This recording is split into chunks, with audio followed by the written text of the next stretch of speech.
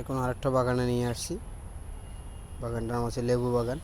খুব ছোটো একটা লেবু গাছ, এখনো মাটির সাথে চারা।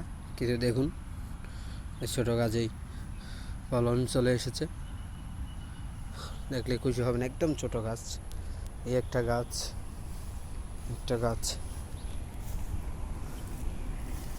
এই আরেকটা গাছ। দেখুন, আমরা চাইলে আগাছাগুলো পরিষ্কার করে দিতে পারি, সহজে বাতাস লাগবে গোড়ায়। অল্প কয়েকদিনের সাথেই এরকম হয়ে গিয়েছে। এরকম পরিষ্কার করে দিলে গোলাটা একদম ফ্রেশ, সহজে বাতাস পাবে। দেখুন, এটা ফাটিয়ে গিয়েছে গরমের কারণে হয়তো বা।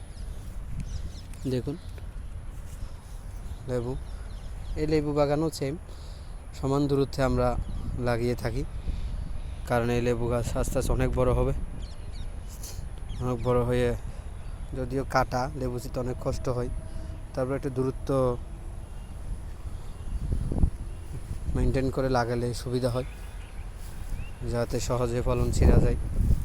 অনেক সুন্দর এই গাছটি। দেখুন সেম, এখনও ছোট্ট একটা বাচ্চা গাছ, ফলন চলে এসেছে। অত্যন্ত রস এই লেবুর।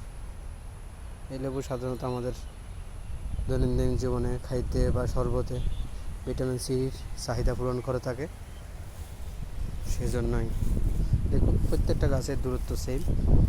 এটা হয়তো মরে গিয়েছিল, বাট আবার আগাছা পরিষ্কার করে দেওয়ার কারণে, সার দেওয়ার কারণে আবার গোড়া থেকে ফেটে উঠতেছে,